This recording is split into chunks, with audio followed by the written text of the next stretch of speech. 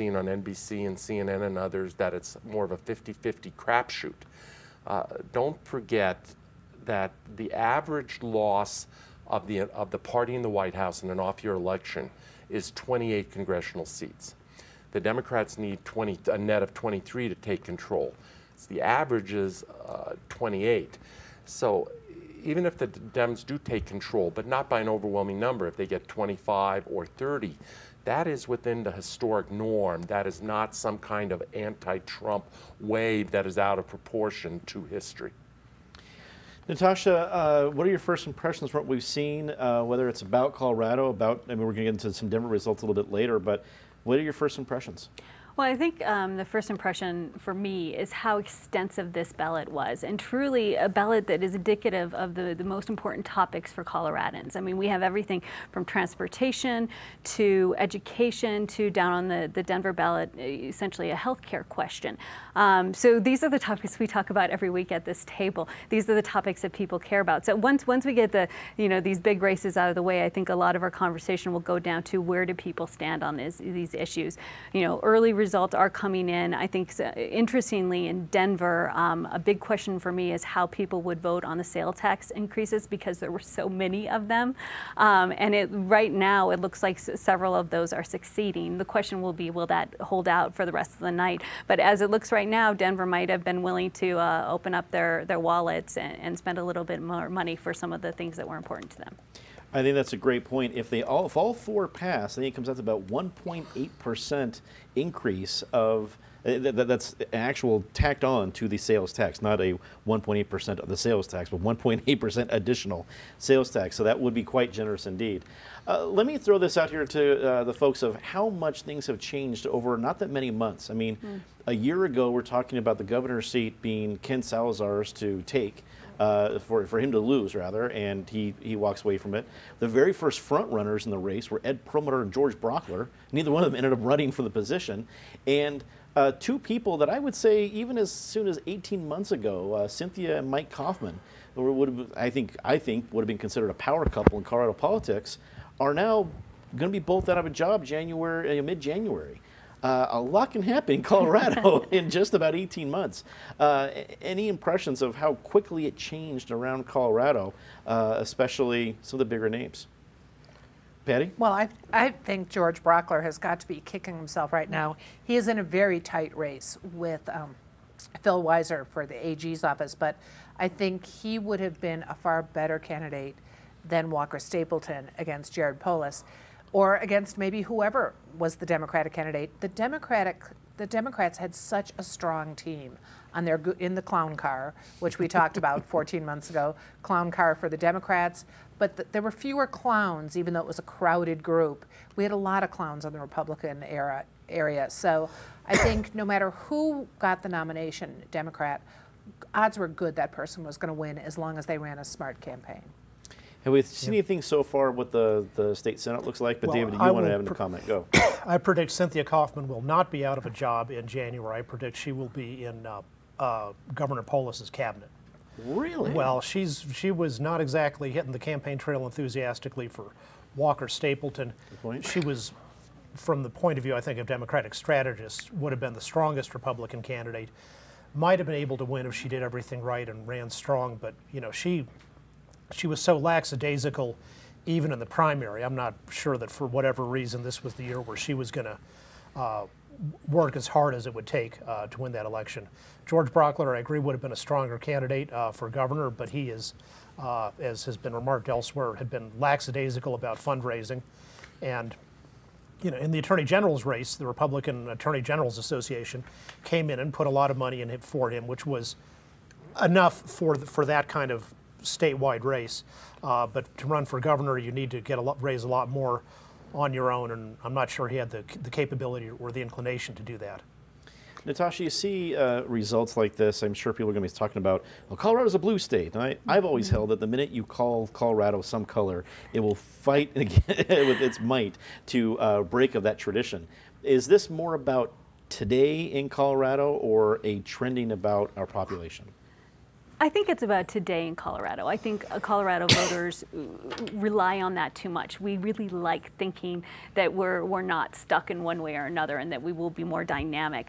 But to that point, because of that, with Jared Polis taking over, if Democrats win the state house, if they retain control of the state house, if they win over the Senate, the question immediately I think needs to be asked is how do they find bipartisan bridges, which as David was just mentioning, that would be a very interesting one. But I think the Polis campaign and Democrats in general will have to find more ways to find a way to appeal to the unaffiliated voters that did vote in this election, and to say, no, we're not just doing our agenda. We will be reaching across the aisle. We will be trying to get bills through the Capitol that everyone can feel good about. Because if it just simply pushes in one direction, I don't see Colorado voters liking that in 2 years and certainly in 4 years. And that's unfortunately the way our election cycles work now, something that they will be thinking about immediately.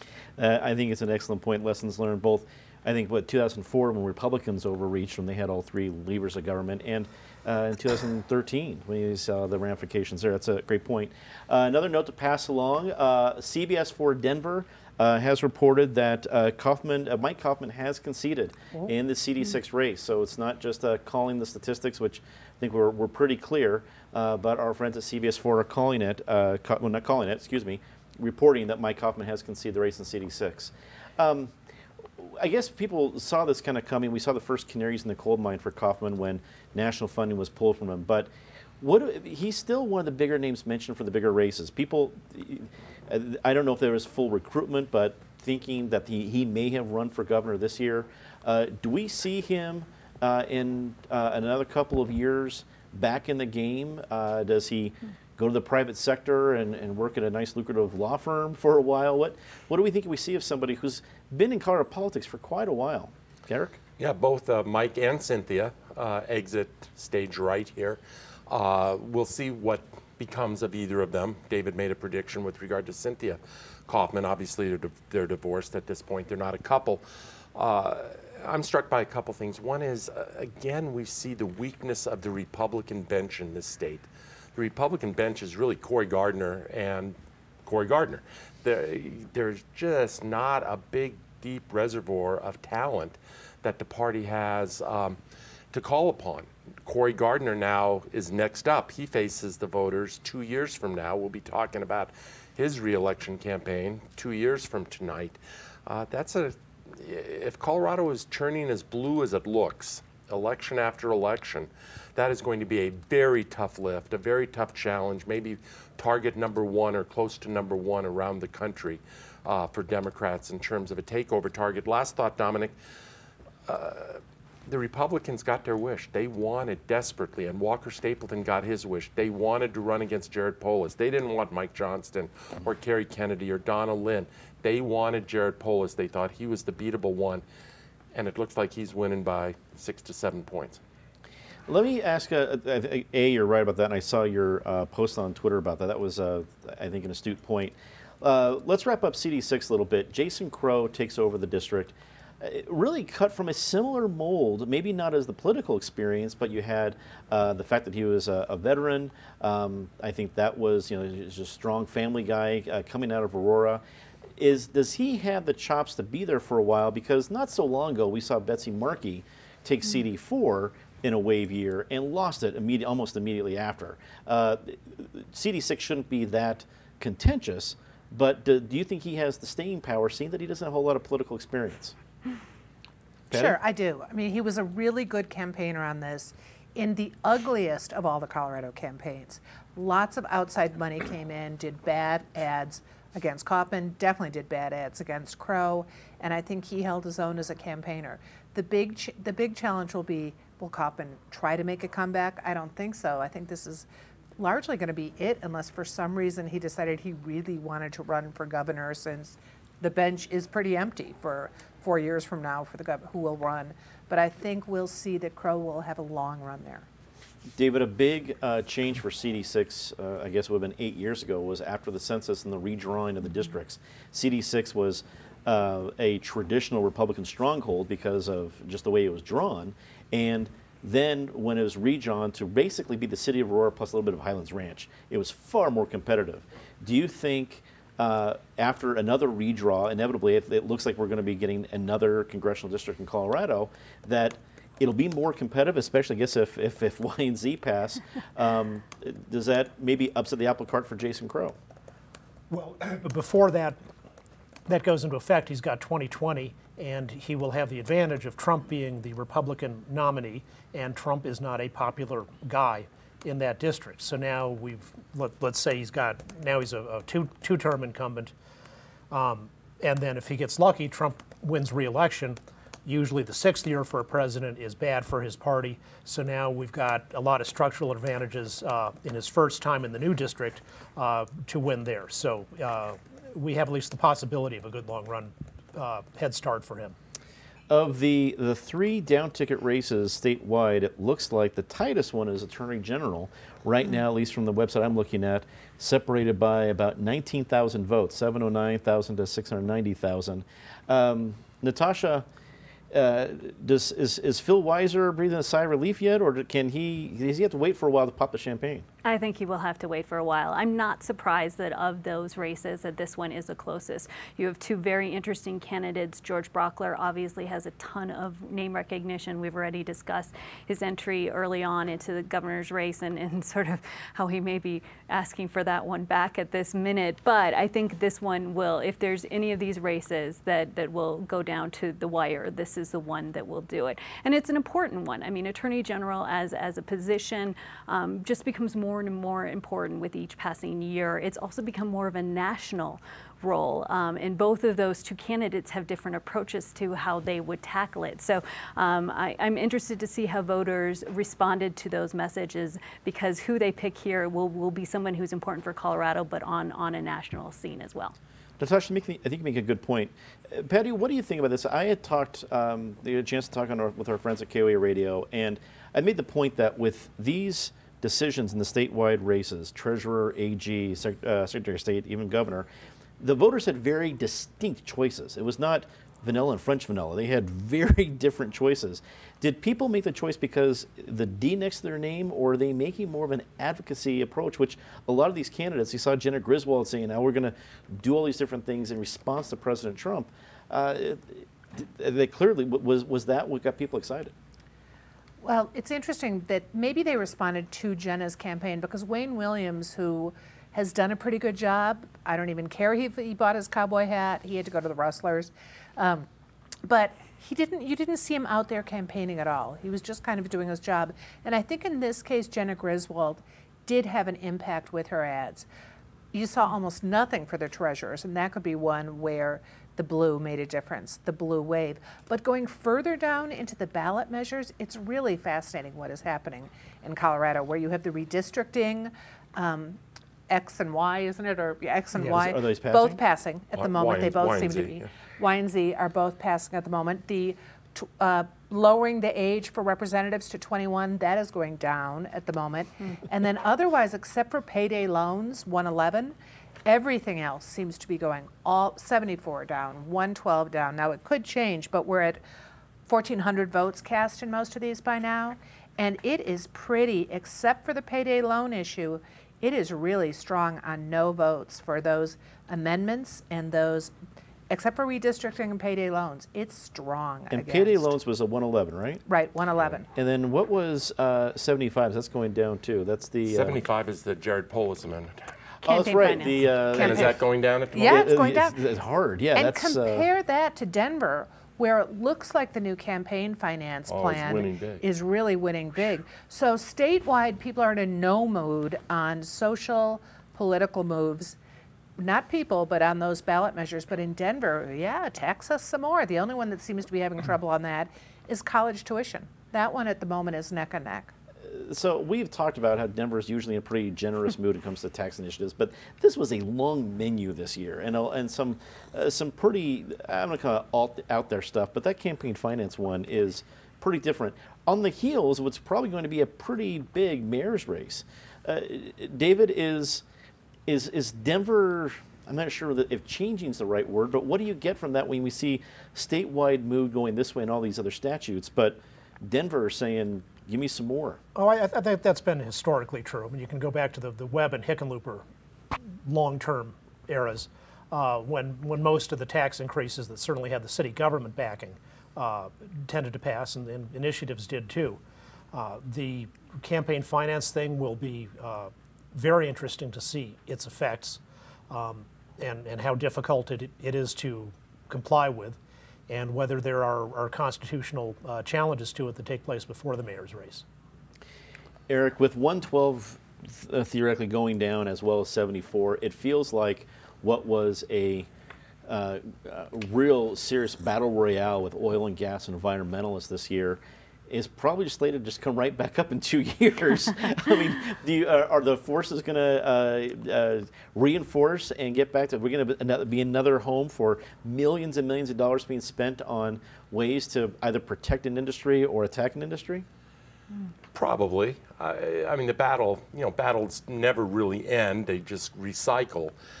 I don't know that this one will recycle exactly as it is. The paradox here is that environmentalists, led by Jared Polis, Green, liberal Democrats, are doing very well in the state, but their signature ballot measure, number 112, is going down fairly handily. And the other signature measure is Amendment 73, the school tax hike, which is going down. Last I looked, it was 43 to 57, which is only 5 or 6 points better than Amendment 66 did several years ago. So a lot of these issues are going to get thrown back to Governor Polis and to the state legislature, whether it's education funding, whether it's does there need to be a change to fracking setbacks, maybe not a 2,500-foot number, but something more than what is currently regulated. Those will become legislative battles here very shortly. I would agree with that. I would say that there's very, very few topics that are on this ballot that will be officially decided tonight, and we'll never talk about it, and it'll just appear in statute, and the conversation is done, particularly with Proposition 112. So yes, it is losing, but right now it's at 42%, which means that there's 42% of voters who felt like this strong of a regulation was something that needed to happen in this state. So short of it being blown out completely, I think that particular issue is going to remain something on people's minds when they vote, but also at the Capitol and in any political discussion really in the next 2 to 4 years. I think you raise a good point, Natasha, because when we've had other, I personally felt that 112 was kind of like personhood for the left, because you saw Democrats saying, I like the idea behind it, but I can't really get behind it. But 42%, yes, like you said, that's not the 2-to-1 drubbing that a person has taken in the last few years. David, what do you think? Are we going to see environmentalists come back with something, maybe not 2,500, maybe they come back with what Jared Polis had at least back with 2014, that was 2,000 feet? Probably, yes. I mean, that's one of the broader questions in the legislature. And let's presume we have a Democratic trifecta, which seems likely, of the State House, the State Senate, and then the governor. Is, do they pay attention to the election results, where tax increases, borrowing increases, destruction of the oil and gas industry were handily defeated? And do they say, well, okay, that's fine, the little people got to have their fun, but we'll do everything and we will jam it through regardless. And you can certainly, without doing 2,500-foot setback, you can do lots of things to, rather than say annihilate, you can leave a remnant of 10% of the oil and gas industry. And then of course, and this relates to something that was on the ballot 2 years ago, which is creating a government monopoly on health care through a single payer system. Overwhelmingly rejected by the voters, but Jared Polis is running on that. And you say, well, there's the Taxpayers' Bill of Rights that says if you have a tax increase, you got to allow the people to have a choice on that.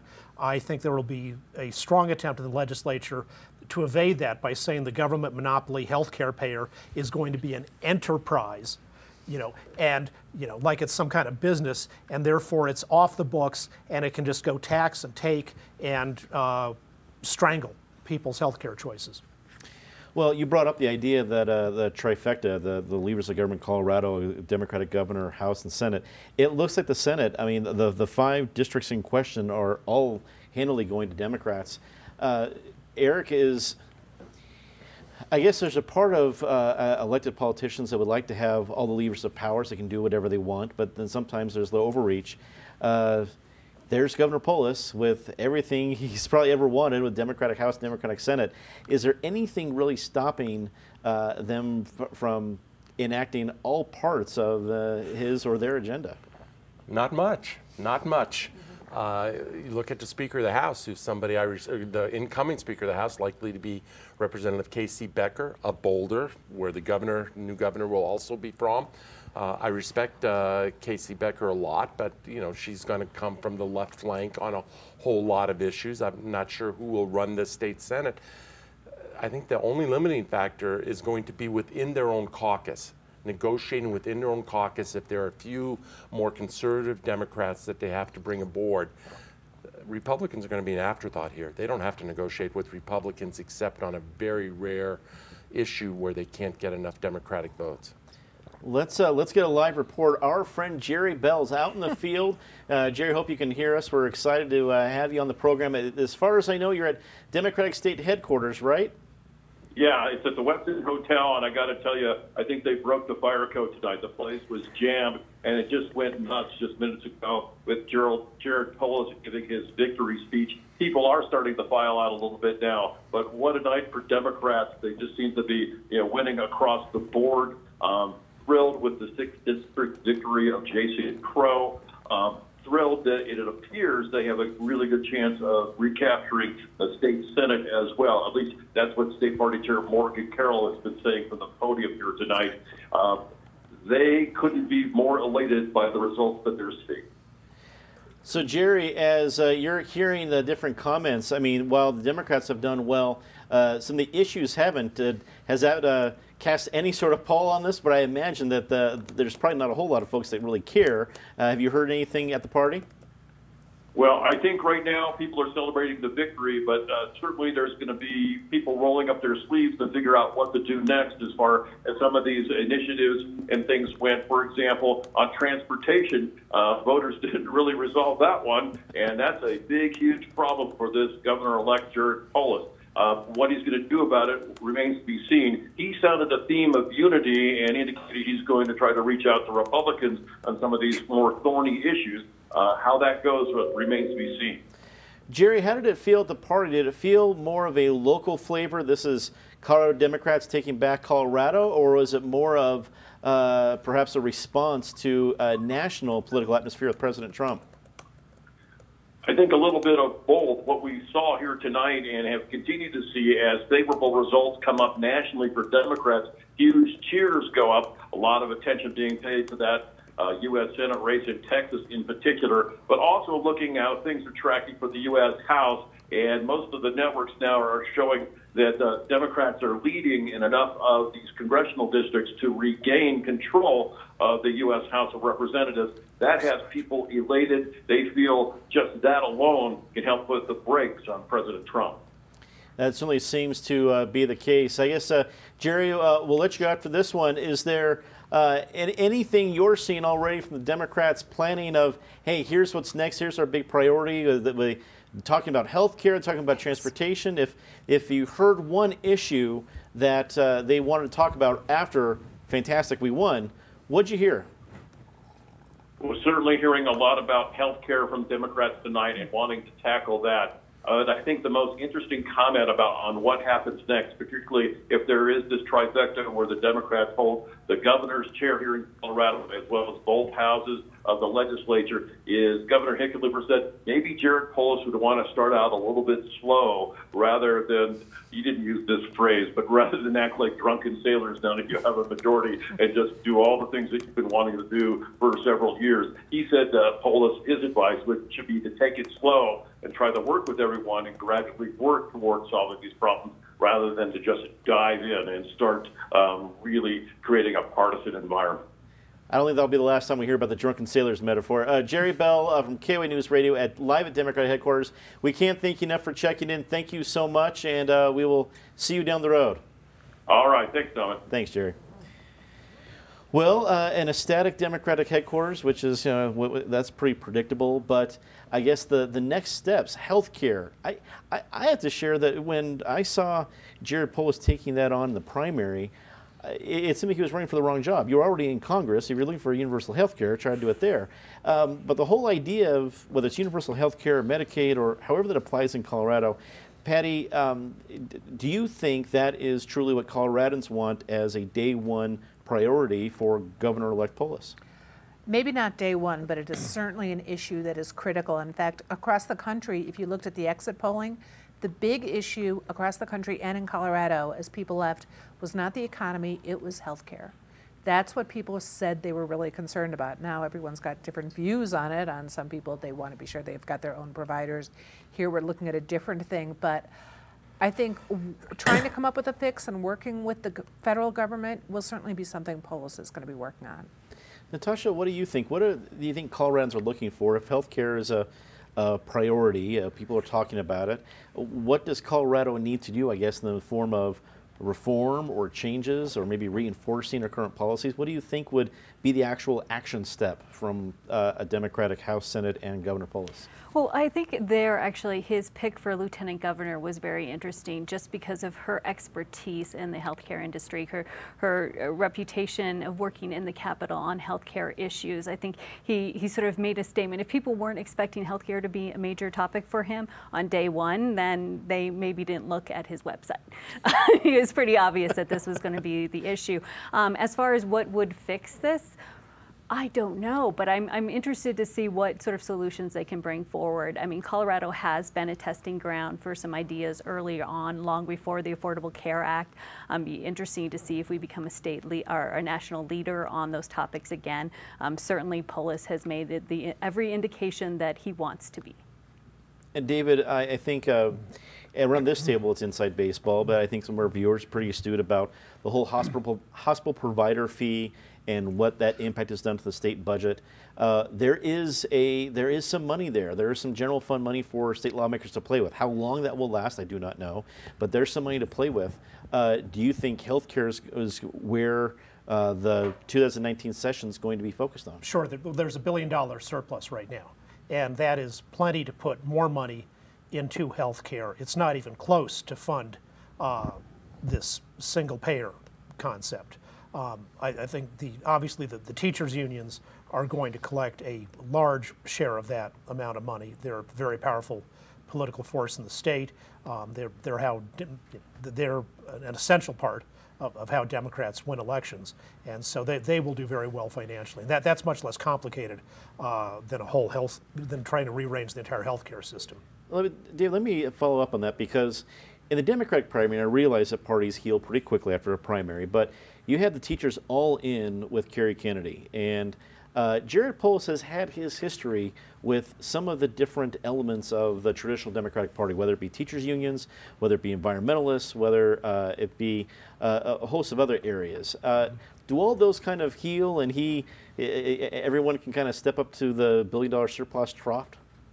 Well, yes, in terms of allocating the money. That's the easy thing. And, you know, it's when you got a bunch of loot to pass around, then everybody can get along. Jared does have a good record as being open to some educational reforms, and that's why the union was so strongly for Kennedy and against him. I think one possible analogy for how he might end up as governor is Jerry Brown in California, who was certainly a mainstream Democrat, but would sometimes veto things when the Jacobins in the state legislature pushed things to extremes. I know he would also sign Jacobinish legislation as well, but not always. So that's one way for and Hickenlooper was a little bit like that too on business issues. Eric, we saw a historic takeover in an odd year because it was Republican wave throughout the rest of the United States, but in 2004, the Democrats took over here in Colorado, and they seemed to play it slow. They held power for a while and didn't want to pass the entire agenda quickly, but politics today, 2018, both nationally and locally, seem to be, temperance be damned. Let's just get what I want now. Do Do you think seeing this big win, clearly with some of this national wave being a part of it, do Democrats look for the long play, or we have 2 years to get whatever we want, and then who cares what happens in 2020? I think the other big difference between 2004 and now is in 2004, the Democratic dominance in Colorado was very new, and no one knew if it was going to be just transitory or whether it would really have legs and staying power. Now I think there's a sense that it is no longer the new thing, it is the norm. And if you look at tonight's results, you have to say, I mean, our days of being really labeled a purple state maybe coming to an end. We're not going to be a California, Oregon, New Jersey, Massachusetts navy blue state, but to use my line, we're moving past periwinkle here. We're becoming a deeper shade of blue than that. I think the factor in these down ballot races, whether it's Weiser or Dave Young or Jenna Griswold, I don't think it has anything to do with the campaigns any of them ran. It has to do with one initial that comes after their name, the D versus the R. I think the Democrats are going to push their agenda. I think they're going to push it aggressively. The only person that can really rein them in is Jared Polis as the governor, and I'm not sure he's really of a mind to do so. But he will set the tone here rather quickly. Well, as we promised at the top of the show, we have live reports from our friends at KOA, which already happened. We're going to get a live, what we call in TV business, a cut-in. We're going to cut into our coverage with a live report from friends at CBS4 in just a few moments. But again, we're just very happy that you're watching live election night coverage here on Channel 12. What we're doing tonight from 8 to 10 o'clock, we're getting all the great analysis from our folks from Colorado Insider around this table. We're offering live reports. What you're going to see from 9 to about 9:45 is a longer feed from our friends at CBS4 as they get reports from throughout the state. Also be able to throw in a couple of the reports they have from CBS News. And what we're going to be getting from them in just a few moments is a shorter report checking in. They're doing stuff throughout the evening tonight on YouTube, their Facebook feed, as we are. If you're out and about seeing this, or maybe checking it out on our Twitter feed, maybe our live stream on our website, wherever you're at, let us know. So for right now, let's go to our check-in with our friends at CBS4 right now. This is Campaign 2018, Election Night on CPT 12 and CBS 4.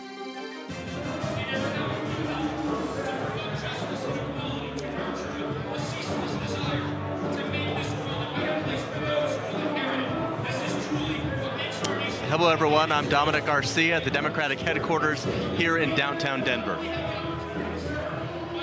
And I'm Kathy Walsh, and I'm with the Republicans in Lone Tree. Welcome to all of our viewers on Facebook, and of course all the folks joining us on CPT 12. Let's take a look at two very big races. First, the governor's race. Democrat Jared Polis, 51%, Republican Walker Stapleton, 45%. He's already given a concession speech here, Dom. Well, and the other big race we've been keeping an eye on is that race for District 6 between Mike Kaufman and Jason Crow. We did learn a little bit ago that Jason Crow has won that 53% to 45%. District 6 was a very interesting district to go after. On paper, very Democratic, more Democratic voters registered there. They voted for Hillary Clinton, but Mike Kaufman held on to that seat a long time. But Kathy, it seems that Crow really played those demographics to his benefit. Oh, absolutely. Absolutely, Dominic. I would say that the blue wave turned into a tsunami. And, you know, when Mike Kaufman spoke here, he thanked everyone. He said they fought hard, and we all know that Mike Kaufman was a workhorse. He didn't have a whole lot to say, but you could tell that he said that this election was a referendum on the president. And as you know, Mike Kaufman has not been the #1 Donald Trump supporter. And he also said that even when the power brokers in Washington, D.C. gave up on his race, the people here and Mike Kaufman did not, and he thanked everyone here for that. You know, let's go back to that Stapleton race.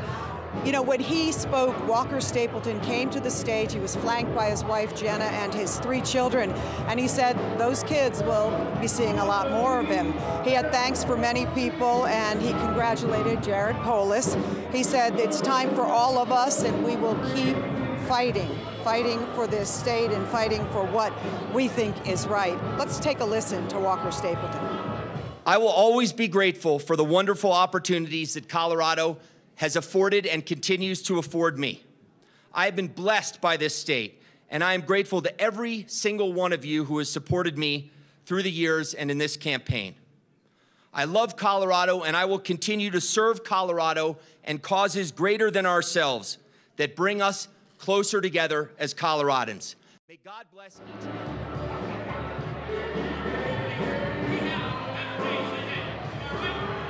Dominic Walker Stapleton did not say anything about how he would continue to serve, but he definitely said that he would still be out there serving this state. Remember, he served 2 terms as state treasurer, and it's interesting, state treasurer is often a launching pad to the governor's office. Didn't work out this time, Dominic. Well, and Kathy, just a little bit ago, Jared Polis did take the stage here. He was joined by his family, his supporters, his partner, and his parents, and he gave a heartfelt hello to several groups. One was the LGBTQ community. He promised to keep fighting for him and thanked everyone who came before him and really laid the groundwork so he could be the first openly gay governor in this country. He also then had a message to voters. Here's what he had to say. And you know what? We're going to do this all together as a team. From the Western Slope to the Eastern Plains to Southern Colorado to the Front Range, Republicans, Independents, Democrats, Greens, Libertarians, and those Coloradans who chose not even to vote. Because you know what? All too often in campaigns, people see it falsely as a zero-sum game. Us versus them. One wins, the other loses. But you know what? For this transition, and as we move into governing, we're going to show that we can all win together. I want us all to win, and tonight is the beginning of that incredible journey for our state.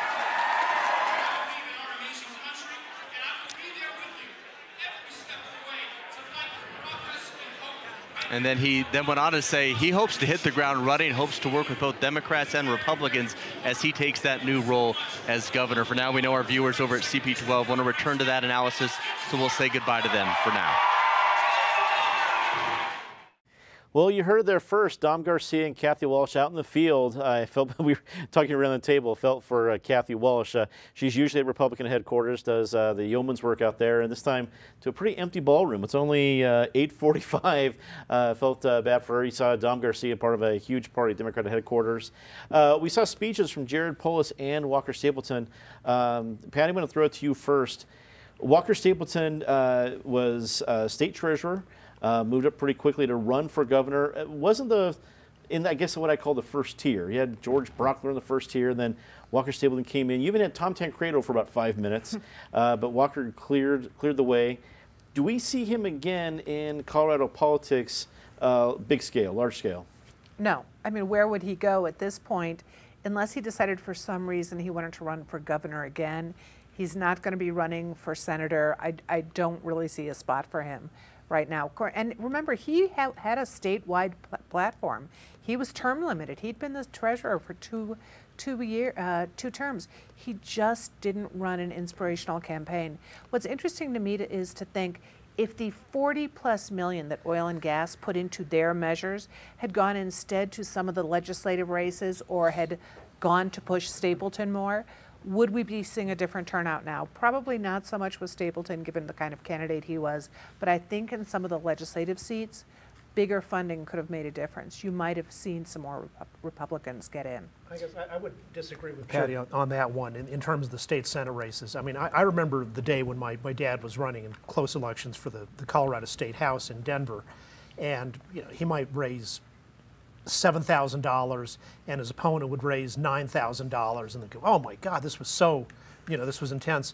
And now, you know, we have literally over $1 million sometimes in total expenditures, including the outside groups, going into state Senate races.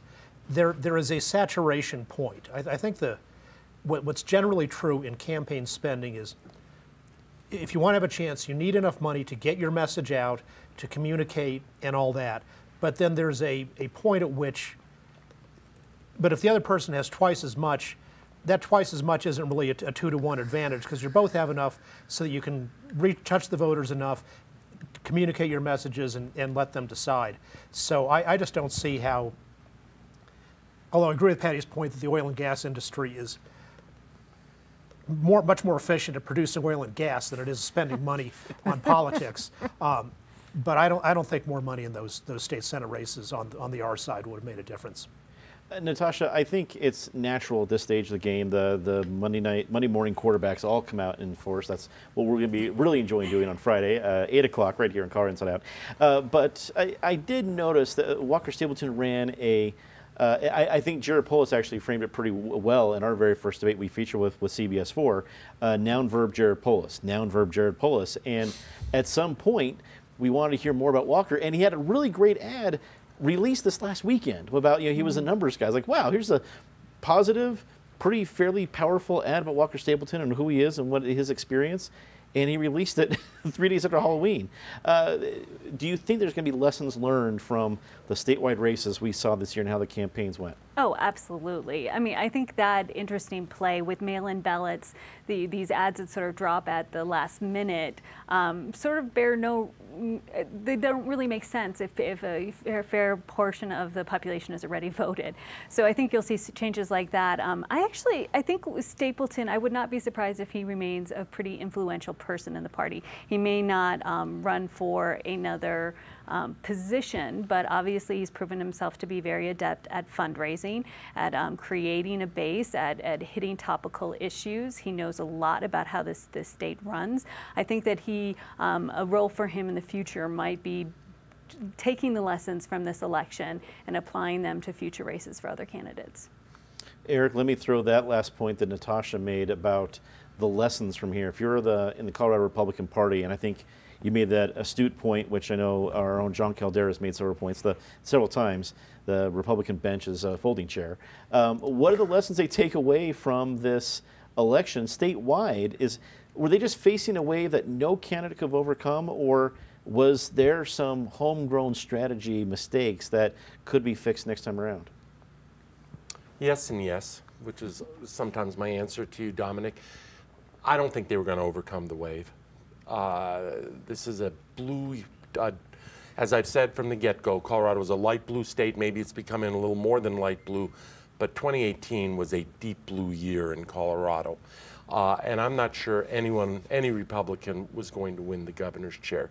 Cory Gardner better be thankful that he wasn't on the ballot tonight. 2020 is going to be plenty tough for Cory Gardner, but 2018 would have been a disaster for Cory Gardner. That said, I think Walker Stapleton's a decent guy. He's been right on a number of issues, including some issues I care about. I think he ran an uninspired and not terribly strategic campaign.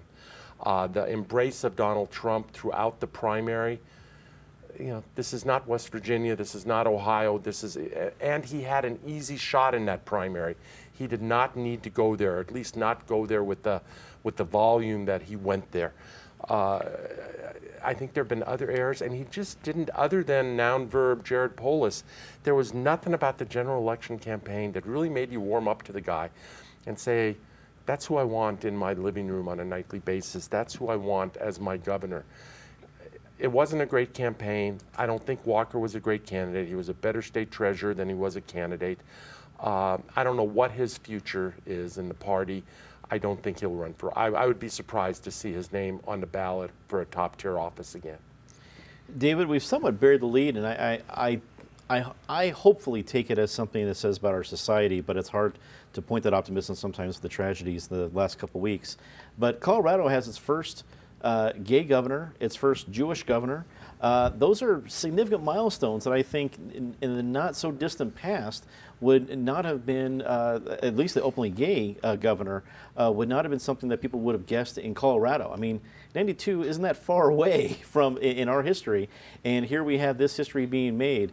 What do you make of that as part of the headline from tonight? Well, there have been about 25 Jews who have been governors of American states over the years, so that's nothing new. And as with his being gay, I think it was appropriately something that wasn't an issue. I mean, this is very different from, say, in 1960 when John Kennedy was elected as the first Catholic president, or even in 1980 was when Ronald Reagan was the first president to have been divorced, and that wasn't it wasn't a big obstacle to him, but it turned out, you know, it was definitely talked about, and properly that wasn't an issue. That's his personal life, and Coloradans voted on the issues and experience and other relevant things.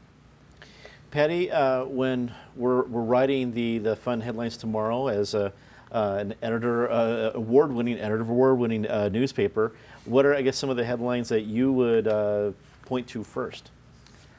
Well, certainly the blue wave, which became a tsunami, as Kathy Walsh said on Channel 4, there's no question about that. The other thing is really just how close some of these statewide races are. We're still close with Brockler and Weiser with 1.5 million votes counted, about 15,000, I think, is separating them. And those two both ran pretty strong campaigns, but you think, if Wayne Williams had run more of a campaign, I think we still could have seen some things that would have stopped the wave. At least one Republican might have floated safely to shore. But we didn't, maybe some of the oil and gas money could have gone to one of them. We just didn't see the kinds of campaigns that were going to make the difference with the overpowering wave. Natasha, one of the, you look at the reports from Secretary of State's office they released throughout the day, and it was ballots returned.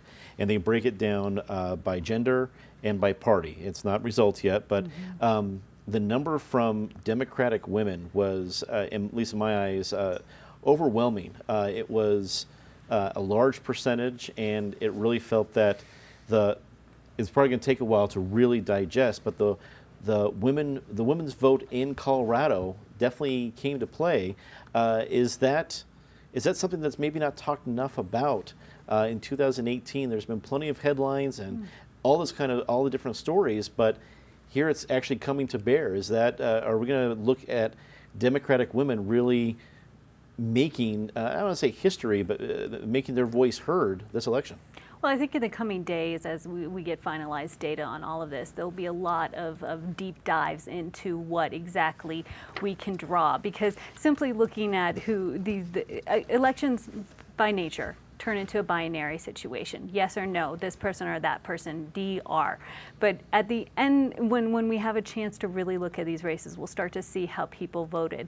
So yes, the strong numbers for Democratic women, but also, it'll be interesting to see how people broke down for unaffiliated voters and on what issues they broke down, because you know, we're early days on many of these things, but across the propositions and the amendments, there's a lot of sort of who voted for that, and that's what we'll have to look at a little bit more. But am I surprised that women showed up to the polls in Colorado this year? No, and I hope I'm never surprised. I hope that they would always show up. I mean, this ability to vote is an important thing, and every demographic should take advantage of that. First state to make that happen, Colorado. Eric, we've seen a lot of headlines going back and forth. What's coming across your screen? Just following up on your question and Natasha's comment, it's also not lost on me that those 5 Democrats who are taking over the 5 state Senate districts that were most targeted and most competitive, all 5 female. The Democrats sort of branded them as the Fab Five, but the epicenter of the Democratic Party in the state is increasingly becoming female. One other note, at the same time we're talking about Jason Crow and what his longevity might be in that district, and I think Jason probably has a nice political career, or at least the potential of it ahead of him. Let's not forget Joe Neguse up in Congressional District 2, Jared Polis's old seat, first African-American member of Congress from Colorado, and somebody who will also be a presence on this political scene for a substantial period of time as part of this blue wave. I think you make a good point, and you and I talked before the show about saying how high does the blue wave get, and if it gets to Scott Tipton, well, then all bets are off, and it looks like he is safe at right around 52% to roughly 44%, 25% counties reporting there. Are we seeing, I guess, 2 years before the census will allow us to redraw the districts, are we seeing the districts settle into more of a pattern? I mean, Patty, if we had these same districts for another 4 years instead of just another 2 years, are we going to see much change even in CD6? Well, let's see. We'll see. I think Jason Crow is on the way to having a position for as long as he wants it, not unlike Ed Perlmutter, who is probably another person who could be kicking himself tonight because he could clearly have been governor. The question is, I mean, if I can jump in. Yeah, absolutely. Ed Perlmutter would have won the election tonight. The question is, could he have gotten to the election tonight up against Jared Polis's $13 million he spent on the primary? And that $13 million could have been $23 million if it needed to be. He would have spent whatever it took. So I think Perlmutter's challenge, or any Democrat's challenge, was not November 6th. It was June 26th or whatever that date was at the end of June. And I think that's what spooked Perlmutter out of the race. Spooked him out, but it's still hard to tell. On some of these, I'm not sure money made the big difference. I don't think money made the big difference with Polis and Stapleton because no matter Stapleton didn't look good when he was on. But it made the big difference to my thinking in June. Yeah, in the primary. But you also have to see Kerry Kennedy didn't run a great campaign. Mike Johnston didn't catch fire. So it's hard to tell. I mean, we have Polis. Dave, you want to jump in? I just want a national thought on the Trump effect. First of all, what we're seeing from the U.S. House races is that Trump is toxic in the suburbs, particularly with college-educated women, when Hillary Clinton's not on the ballot. When it comes down to that choice, some will make themselves hold their nose and vote for him if that's the other choice. But when it's not, they can just say, I'm so annoyed with the way he behaves, we can vote against him. So the loss of the House by probably the margin that's going to develop is certainly his fault. But it also helps him in a way, because now Congress will get nothing done with a Democratic House and a Republican Senate, which is actually kind of good for the Republic overall. He'll get lots of judges confirmed, and he's been energetic on that, and that's something that absolutely unites all Republicans and makes him happy, and as it turns out, is sort of popular with independents too. And then you have the face, look who's going to be the face of the Democratic Party. Speaker Pelosi, Maxine Waters, one of the most corrupt people in Congress, is going to be chair of financial services. You know, I mean, that's like putting the penguin in charge of bank security. And so he's going to have a lot of things to complain about and run against. Of course, they're going to go crazy and do all kinds of investigations against him, and he loves a fight, and it'll probably all amount to nothing except more contention, which will, I think, ultimately improve his chances of re-election.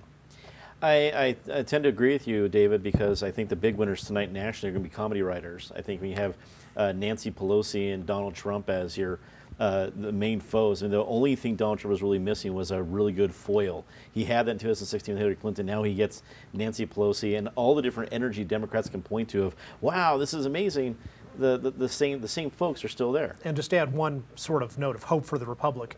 Mitt Romney winning the Senate in Utah is now only the second person in American history to be elected governor of one state and senator from another. You have to go all the way back to the great Sam Houston, who was governor of Tennessee, then first president of the Republic of Texas, and then United States senator from Texas. And Romney will be a good partial face for the Republican Party for the grown-up wing of the party.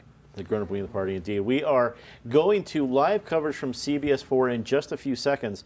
They are going to be taking care of coverage for us, and we're excited. Keep staying tuned, because we'll be back here with coverage from this table right after they are finished. So stay tuned for live coverage from our friends at CBS 4. 18 Election Night on CPT 12 and CBS 4. Thanks for joining us on this election night, everybody. I'm Jim Benneman. Yeah, and I'm Karen Lee. We're joining our election partners on CP12 for about the next 45 minutes. And of course, we want to start by getting to those numbers. And let's start with the governor's race. Jared Polis, our next governor here of Colorado, 51% of the vote tonight. Walker Stapleton came in with 48% tonight. Always plenty of controversy on a Colorado ballot, and this one, I tell you what, this was something else. The fight over Proposition 112, the oil and gas industry spending tens of millions of dollars to have this one defeated, would have dramatically increased the restrictions on energy development in this state. We thought it would probably be closer to this one, but with 70% of the vote in, it is going down hard. Congressional District 6, East Denver suburbs there. Jason Crow, new to politics this year, 53% of the vote, taking unseating Republican Mike Kaufman with 45% of the vote tonight. The next one we are watching, in one of the few statewide races we can't really call right now, along with Secretary of State. This one has the Arapahoe County District Attorney, the Republican George Brockler, running against the former dean of the CU Law School, Phil Weiser. Very close race, and at one point it looked like Weiser would be winning handily, but then El Paso County's votes came in, typically conservative, and boy, did they tighten up that race. All right, Secretary of State, Jenna Griswold, 50% of the vote right now. Wayne Williams, 47% Republican Wayne Williams there. Yeah, the incumbent. And we're going to take some more numbers, and we certainly will. This in the race with 71% of the precincts reporting the vote in. Dave Young holding a small lead over Brian Watson, the Democrat Young over Brian Watson in the race for treasurer, which is the job that Walker Stapleton had before he decided to run for governor. Congressional District number 1, Denver, Diana DeGette, 71% of the vote here. Democrat to Republican Casper Stonkum with only 26% of the vote tonight. Another one we are watching, and as Jared Polis wins in the race for governor, he left this seat, Congressional District 2, Boulder and Larimer counties, and it will be continuing in the Democratic tradition. Joe Neguse beating the Republican Peter Yu. All right, Congressional District 3, Scott Tipton, Republican there, 53% to Diana Bush, 43% Democrat. The incumbent holding on there.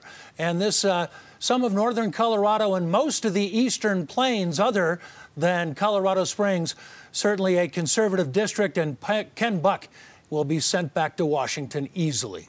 And Doug Lamborn, Congressional District 5, Republican Doug Lamborn holding on to that, 58% there to Stephanie Spalding with 38% of the vote coming in tonight. Yeah, the toughest fight for Lamborn was in the Republican primary down there. Right now I want to check in. We've got Ed Perlmutter, certainly a very popular congressman, as we look into some of the Denver suburbs, holding on to beat Mark Barrington, the Republican, pretty easily. All right, this was Amend A, prohibit slavery, remove language that allows slavery and involuntary servitude as punishment for crime. It passed, yes, 65% tonight. And this one, increasing taxes on those earning $150,000 or more, and also increasing the corporate tax rate rather dramatically to fund preschool through grade 12, and that one going down hard tonight.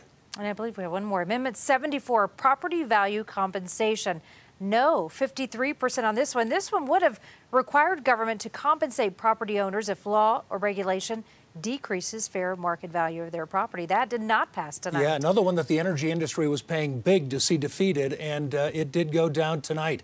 This one on campaign contributions, it was a little bit tricky. If you were up against somebody who was spending $1 million of their own money or more, you could get 5 times the number of individual contributions, and it's going down to defeat 66% to 34%. Proposition 109, bonds for highway projects, requires state to borrow up to $3.5 billion for 66 specific highway projects. A big no on that one, 61%. And the next one also having to do with highway projects, I believe. Coloradans not eager to spend any more money.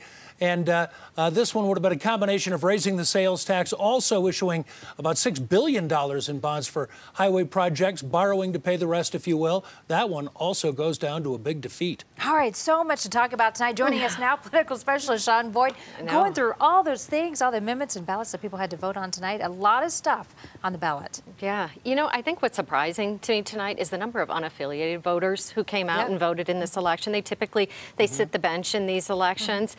But also, and maybe more importantly, is what appears to be a lot of straight ticket voting. I mean, we'll see if the numbers hold in the Attorney General's race and the Secretary of State's race and the Treasurer's race, which are still close.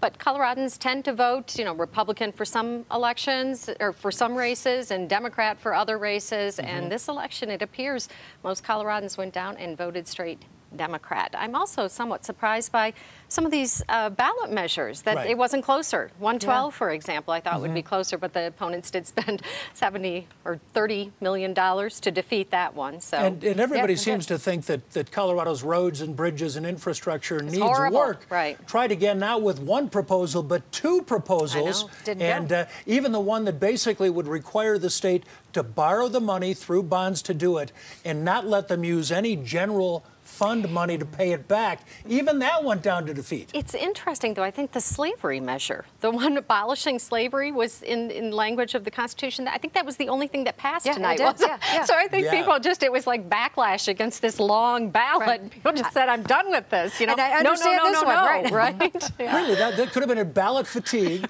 And I know that, you know, the one thing that the analysts who you've had on said, you know, with so many things on the state budget and also, or state ballot, also local, asking for more money, whether it be for schools, for Everybody roads. had their hand out this election. It's just say, get away from me. I'm not going to vote for any of them. I think especially with the economy doing so well, and we hear a lot about the state having this budget surplus this past year, expecting another one this next year. People said, you know, you make do with the money you've got. And you have a lot. They talk about it all the time. So, all right, interesting. Yeah, and certainly it looked like some of the, you're talking about the unaffiliated voters, they definitely seem to trend blue in this election. Yeah, and I think a lot of that is a backlash against President Trump. You know, I think the Trump factor is huge here.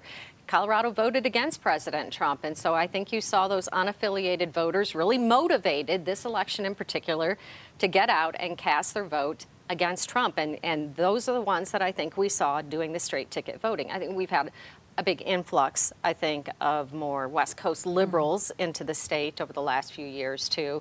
And they may be, some of them, registered unaffiliated and voting more Democratic in this election, too. So, Sean, we appreciate all that. We're going to get back to you coming up in just a few minutes. And as always, we have a team of reporters covering Colorado this election. We are with both sides of Prop 112. That would have required the greater setback for new oil and gas development. We want to start, though, with the party campaign headquarters, though. Kathy Walsh with the Republicans in the South Metro area. Dominic with the Democrats downtown. Dominic, a big night for the Dems. Karen and Jim, a pretty happy crowd here. A lot of people sticking around, which is usually what happens when your party has a good night, which the Democrats certainly did. And we've been hearing from some big-name Democrats. Senator Michael Bennet, we heard from Governor John Hickenlooper, and then, of course, we heard from the man who will be the next governor in Jared Polis. Sure, he talked policy, he talked the economy, he talked health care, but he also wanted to try to reach out to voters and send a message, in particularly the LGBTQ community. For the LGBTQ pioneers, for equality in the generations before me, who endured so much hardship and hurt to make it possible for so many of us, myself included, to live and to love openly and proudly. And to the people right here in this room, I want to say I'm profoundly grateful for all of the work we've done to overcome. Thank you.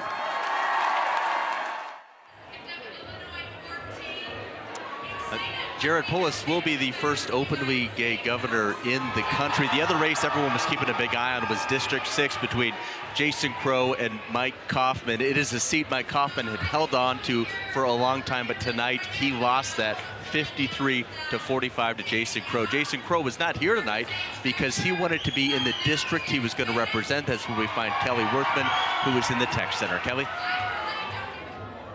Dom, there is so much excitement still in this room, even though Congressman-elect Jason Crow wrapped up his victory speech just about a half hour ago. I'm going to step out of the way because you can see him right here. He is going around taking pictures with all of his excited supporters, thanking them, shaking their hands. This Army veteran is now the first Democrat to represent Colorado in the 6th District since that congressional seat was created back in the 1980s. He says today's results show that democracy is alive and well. These supporters that you see here tonight have been cheering like they still are right now. They've been cheering really all night. Many of them have helped Crow these last several months, going to different campaign events, phone banks, you name it. And Crow says he made sure that to thank them for during his victory, to thank them for all of their hard work. He also thanked his wife and young children for standing by his side, and he also made sure to thank his opponent.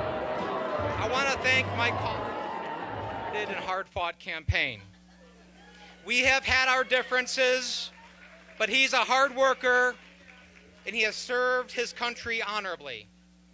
To be very clear, Mike Kaufman and his supporters are not our enemies.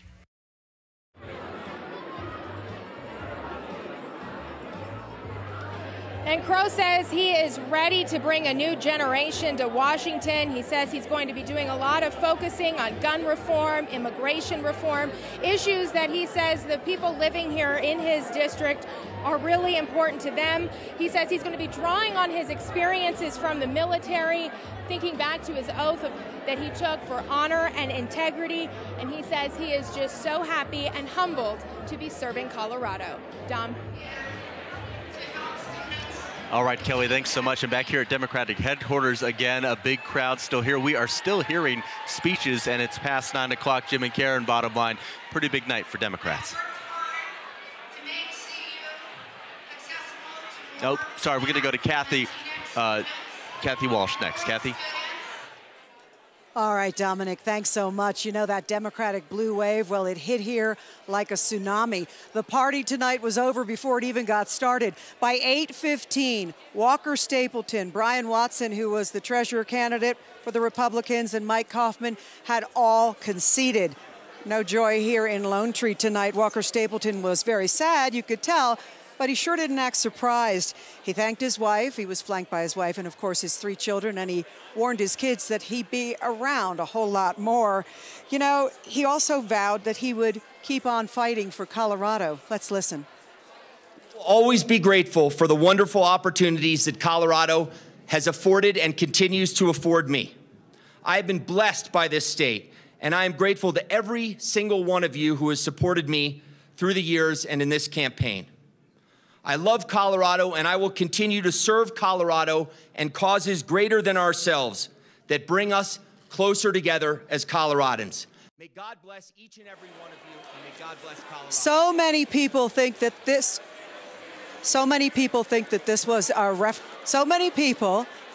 was a referendum on Donald Trump, and I know that Stapleton, of course, was painted a Trump ally. So was Representative Mike Kaufman. Jeff Todd is with me tonight, and you know, Jeff, Kaufman has beaten the odds so many times, not this time. That was one of the things that he mentioned in his speech. It has been 10 years that he has served this district. Over that time, the district has changed a lot, reaching further into Aurora. But the congressman said that the diversity that he then gained in his district made him a better congressman and a better man. He was in a contentious race 2 years ago, but with President Trump, he was able to have a sizable lead in that race. But now, as we've mentioned, even Congressman Kaufman thinks that this was likely a referendum on the president, and that's why he lost. And that if the race was nationalized as a referendum on the president, that I simply could not win this race. In this congressional district and this race, it was a referendum on the president. In the end, the waves were too big for this ship of ours to stay afloat. We've shocked the political world in the last 3 elections, but tonight it wasn't to be. But even when Washington power brokers walked away from our race, you didn't quit, I didn't quit, we didn't quit. Congressman Kaufman, a veteran. Now this district will stay with a veteran as Crow takes over. Kathy, some other thoughts that I had on the night. It's just remarkable to see the difference from 2 years ago, how quickly this room really ran out of steam, ran out of people right around 8:30. We've seen some people in the corner cheering other national races, but just amazing to see what has happened. Congressman Ken Buck had one interesting thing to say. He is going back to Congress, and he said he will not let the Democrats in the House be allowed to attack President Trump. Kathy? Thank you, Jeff. You know, I think that a lot of the Republicans here tonight, without having Republicans in the higher offices here in Colorado, are wondering how are they going to help President Trump make America great again. It remains to be seen. I think that one thing they'll be doing is crunching the numbers and trying to figure out what they do 2 years from now. Jim and Karen. All right, Kathy, thanks very much. Always thinking ahead. We barely have this election in the books. What's coming up? And let's keep going. Let's get some insight now into the results tonight. That's right. Sean is with our analyst, Democrat Mike Dino, trying to keep us off balance with a Republican red tie. And Republican Dick Wadhams. It does. It's true. It's got little donkeys on it. All right. So Let's unpack. I have to say first, Jim, you know what, 2020, it begins tomorrow, okay? So we are already thinking ahead. So let's unpack this. Was this all Trump tonight, Dick? Yeah, I think this was definitely an anti-Trump vote tonight. I think that drew out unaffiliated voters that voted in huge numbers, unlike anything we've seen. Accelerated and Democratic turnout, subdued Republican turnout for whatever reason. But there's a contradiction tonight, Sean. Most of these Democrats who've been elected tonight think that tax increases are just great for education, for roads, and the voters are going to find out the people that they put in office tonight are people who want to raise their taxes. And so we're going to see an interesting comparison when they take power in January and what they do. Right. Tax and spend liberals, right? That's well, that's who voters elected. About that. I mean, I think Governor-elect Polis, he didn't support ballot measure 110, and he had no fondness for 73 either. Right. He certainly has ambitious plans when it comes to education and health care. But, you know, I think the Democrats, they're going to celebrate. They're going to, you know, they wanted to achieve this victory. They got the Senate seats they wanted to get the state Senate. That's another part of the wave effect that we've had here. But they're going to have some common sense in terms of how they govern, because they want to be there a long time. Right. People will say, is this indicative of 2020? Are we no longer the swing state? And are we going to see an even bigger backlash against Trump in 2020? I don't know. I don't know where Trump will be in 2020. But what I do know, I really do think these ballot initiatives prove that Colorado is still a fiscally conservative state. And I think Governor-elect Polis and his new Democratic majorities in the legislature are going to have to recognize that they don't want them to go overboard on these things. And there typically is overreach. And they will. That's what happened last time. They passed all those gun laws, and immediately 3 Democratic senators were recalled, or 2 were recalled, one resigned. So I think that this state is still fundamentally a fiscally conservative state that is much different than what we elected tonight in public office. It will determine what Democrats do with that power. They now have the state Senate, the state House, and the governor's seat, right? They control all the levers there. They do, but I think women also spoke loudly in this election. And I think they're going to stay very politically active, both the Democratic side, Republican, and the independent side.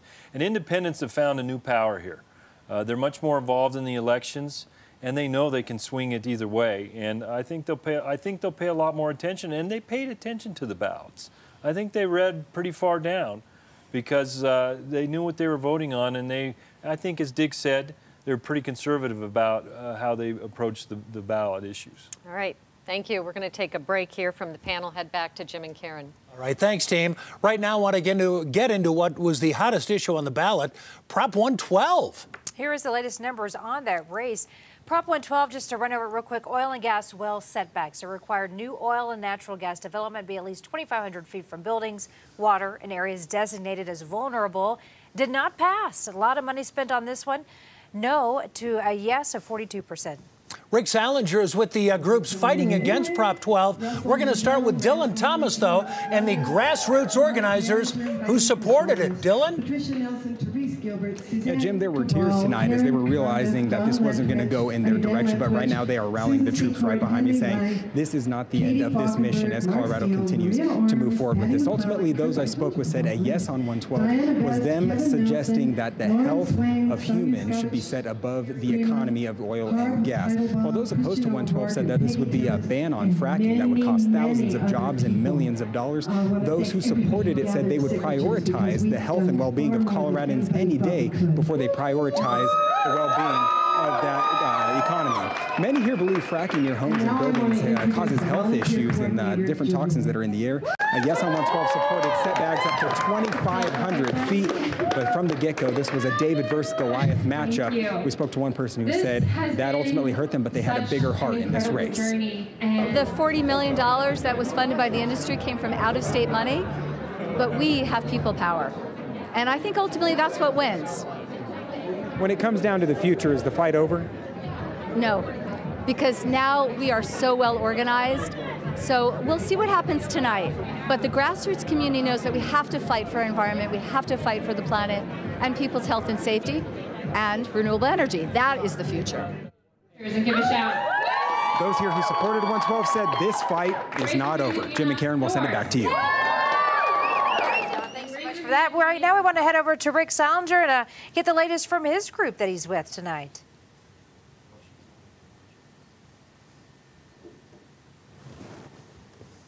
That if Proposition 112 passed, that industry would be devastated, and so too would Colorado's economy.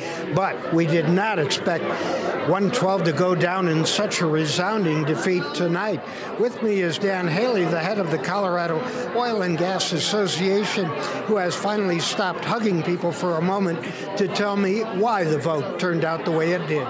I think what you saw tonight was Coloradans seeing this for what it was, which was an extreme divisive measure and not how we do business in this state. And that's why you saw Democrats, unaffiliated voters, and Republicans rejecting it at that large margin. All right, now with Jared Polis as governor-elect, will that change anything?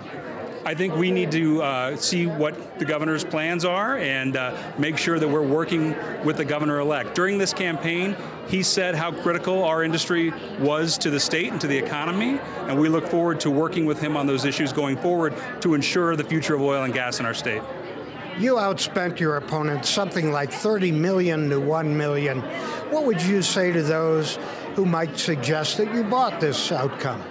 I think the most important thing you could see come out of this election was bipartisan opposition to this. You saw people like Governor-elect Jared Polis, Governor John Hickenlooper, former Governor Bill Ritter, Denver Mayor Wellington Webb coming out and saying this was too extreme for Colorado. I think that's why you saw this going down tonight. Right. Thank you very much. And so Colorado voters have seen the signs and now have voted that way. No on 112. Live at the Hyatt Convention Center, Rick Salinger, covering Colorado First. A resounding no. Thanks, Rick. All right, nationally, we've been watching the numbers roll in for Congress all night. One of those key races right here in Colorado. And that one has now been decided. Incumbent Republican Mike Kaufman has been defeated by the Democrat Jason Crow. There you see 80% of the vote in.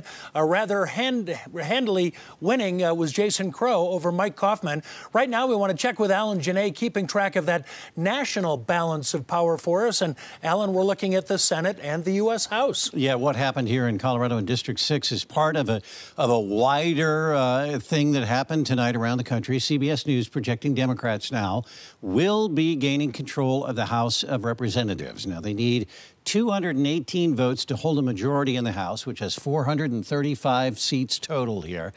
It is now estimated that the Democrats will win at least 220 of those seats, picking up 25, including the 6th congressional district where Jason Crow has beaten Republican Mike Kaufman. It flips. The Republicans have won 187 seats so far. There's still 28 up in the air, but it appears clear that the Democrats will control the House of Representatives. Of course, the House and the Senate and the presidency have been in the control of the Republicans. This means some changes in how things are done in the House of Representatives. They'll have subpoena power there, and we can expect a lot of issues from that with the president. Now, in the Senate, the Republicans right now are well ahead there. They are believed to have 50 seats won, 40 seats won by Democrats, 9 still undecided tonight, still a little up in the air. And we talked about it just a few minutes ago, that the Democrats are going to gain control of the Senate, meaning they have a trifecta in Colorado, the Senate, the House, and the governorship, all 3 of those, Jim and Karen. And that means Colorado solidly in control of the Democrats for the next few years.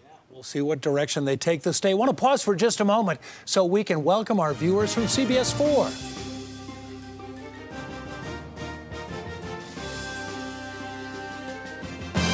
This is Campaign 2018, Election Night on CPT 12 and CBS 4. Good evening, everyone. Welcome to our CBS 4 viewers. I'm Jim Benneman. And I'm Karen Lee. A lot of numbers coming in on our Colorado races right now. We want to take a look at the 3 big key races right now. For governor, Jared Polis will be our next new governor. 51% of the votes tonight to Walker Stapleton's 46%. And Congressional District 6, this in Aurora, some of the other Denver suburbs. Watch closely around the country, a big money race. The Republican incumbent Mike Kaufman going down to defeat the Democrat Jason Crow. And one more. Let's flip on over to Proposition 112, oil and gas well setbacks. This one went down 58% of the vote to 42%. A big no from Colorado voters on that. We have a team of reporters covering Colorado on this election night, and Dominic Garcia is with the Democrats downtown. Kathy Walsh is with the Republicans in Lone Tree. Want to start with Dominic, and it looks like Jared Polis won the governor's race tonight, Dom. And Karen, it was only about an hour after the polls closed that he came out and gave a victory speech. He was joined on stage by friends and family and staff. Also, current Governor John Hickenlooper. He promised to really hit the ground running, focus on the economy, health care, and then he also had a message for his constituents, especially the LGBTQ community. He will be the first openly gay governor, and he said he will always fight for them. As you mentioned, the other big race that people have been watching is that one for District 6. So we're going to go down to Kelly Worthman in the Tech Center. Kelly? All right, Dominic, thank you. Right now, we want to get over to, I believe, Kathy Walsh. And Kathy, still festive at Democratic headquarters, a bit quieter at the Republicans tonight. Yeah, there's no festivities here, I can tell you that, Jim. You know, it's going to be an early night, but I imagine that the Republicans will be tossing and turning. They've lost almost every major race tonight. Right now, we have Wayne Williams, Secretary of State, who is conceding. He hadn't done that earlier. One race still out there, Attorney General George Brockler, who has not conceded to Phil Weiser. You know, he's hoping, of course, to be the bright spot in this otherwise gloomy night. We've always called Colorado a purple state. It's feeling very blue tonight. Karen, Jim. All right, Kathy Walsh, thanks very much. Proposition 112, boy, the oil and gas setbacks, by far the most controversial one on the ballot. Yeah, let's take a look at that number. No, 58%. To a yes, 42%. This was a big one. A lot of concern over whether or not this was going to pass, and the voters said absolutely not. Yeah, and certainly a bigger margin than I think we expected. But Rick Salinger joining us now at the party with those who work so hard and spend so heavily to have 112 defeated. Rick? Yes, they defeated Proposition 112 handily, as you mentioned, spending a lot of money, something like $30 million to $1 million. And this party is really a nice place to be tonight, given the outcome. This was the oil and gas industry giving dire predictions that if this passed, it would wipe out not only their industry, thousands of jobs, but also Colorado's economy. These signs were virtually everywhere, and now people have voted to turn down 112. Back to you. All right, Rick, thank you so much. Political specialist Sean Boyd's join us here tonight, and all those ballot measures, a resounding no on pretty much all of them, except for one, I think. Abolishing of slavery is the only one that passed, yeah. Which is interesting because we had these tax measures that were on the ballot, and our Republican analyst Dick Wadhams noted this, that while we saw Democrats winning across the board, up and down the ballot, we did not see the tax measures that typically we would see Democrats supporting passing. Those all went down tonight. So does it mean that Colorado still is this purple state where we've got fiscal conservatives, you know, who might vote Democrat some elections, but might vote Republican other elections? Yeah, and we certainly have a new Democratic senator, Democratic governor, Jared Polis, who has some very expensive dreams and plans for the state of Colorado. Based on what we saw in the ballot measures, Coloradans are not really in a spendy mood right now. Right. The big, bold ideas that he's presented that would require tax increases, right? So we'll see if he manages to carry out those ideas. He didn't support 112, and he didn't support the tax increases, We want to talk more about that coming up in just a little bit, Sean. Hold on. We're going to send our CBS 4 viewers back to live national coverage from CBS News. We continue our live coverage of Colorado races on CPT 12, CBSDenver.com, and Channel 4.2.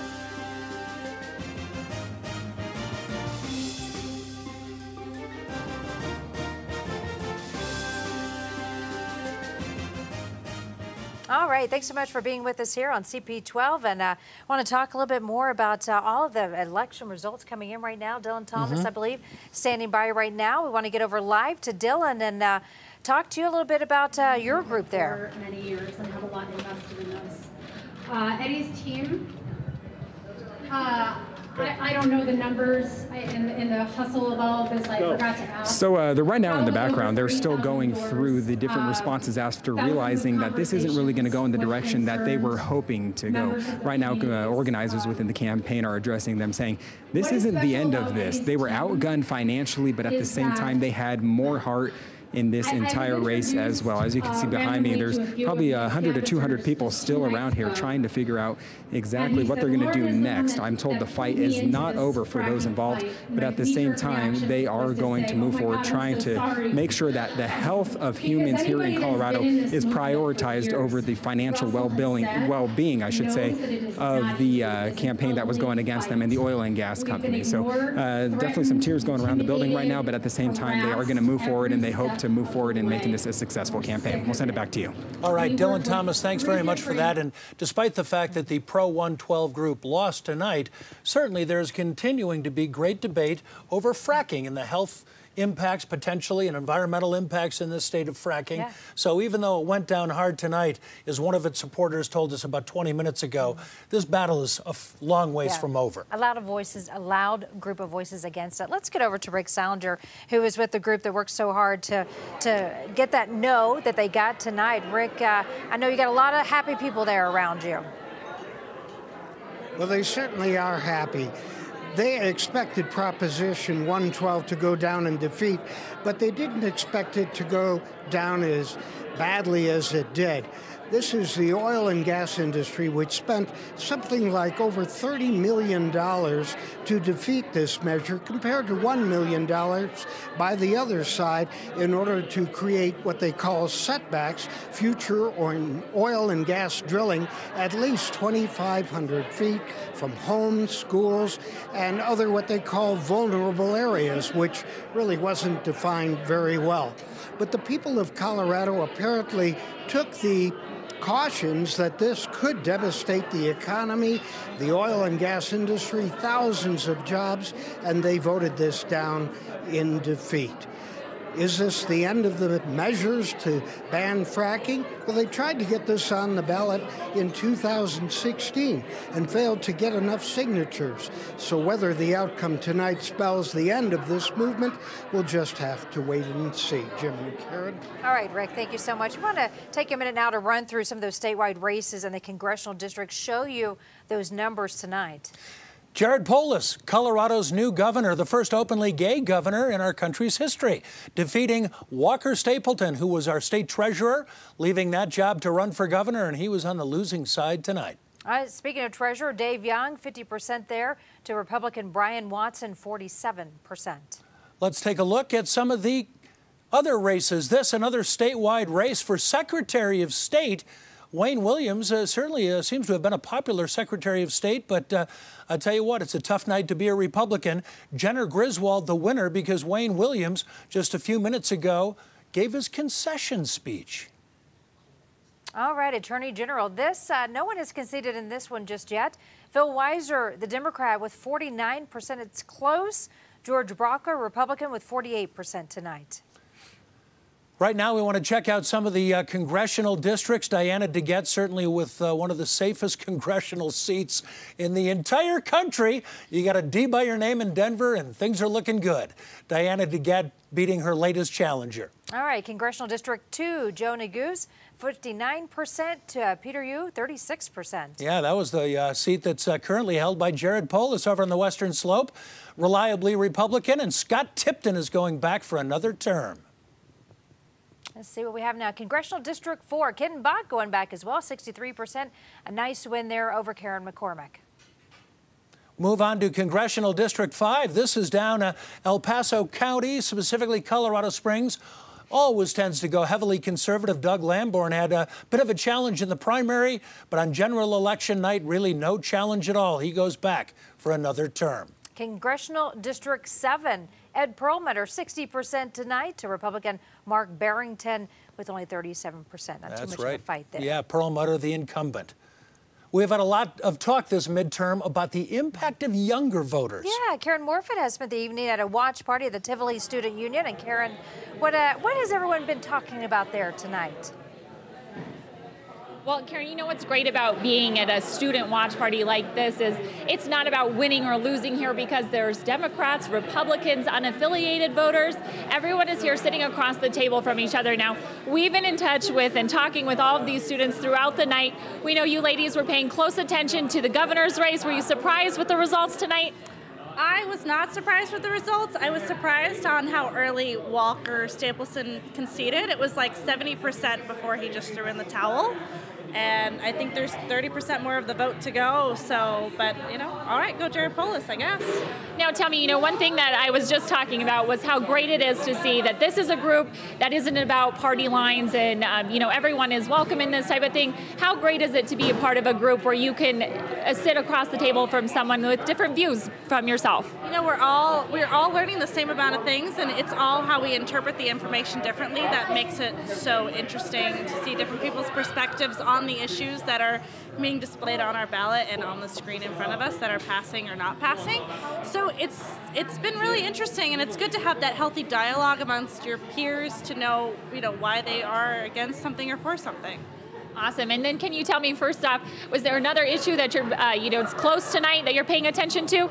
112 is really close, and that was a very contentious race, so it's going to be really interesting to see how that pans out. So far, it's reporting about 80% in, and so far it's trailing really far behind. So we're actually really excited to see that one. Awesome. So you're staying in it. You're going to watch it till the end. Awesome. Guys, we'll throw it back to you for now. Karen, it's so great to hear all the young people talk about being involved in getting out and voting, and they want to hear what other people have to say so they can respect their opinions. It's awesome. Dialogue, gotta like that. Right now, we want to get back to the party headquarters and where the parties were partying. Let's start with Dominic Garcia with the Democrats downtown. Karen and Jim, the party is still going. It has been since about 8 o'clock when Jared Polis made a victory speech after winning governor. He promised to reach across the aisle, really get going, hit the ground running, and also made a very nice heartfelt speech to the LGBTQ community. The other big race everyone was watching here was that one for District 6 between Jason Crow and Mike Kaufman. Mike Kaufman held that seat for a very long time, but a little bit ago conceded to Jason Crow. People are still coming in. I think they've decided to let some of the general public in here. We've been seeing people go through security, so this party's probably going to last quite a while. Jimmy, Karen? John, thanks very much. Right now, we want to get over to Kathy Walsh at the Republican Party, which is already fizzled out.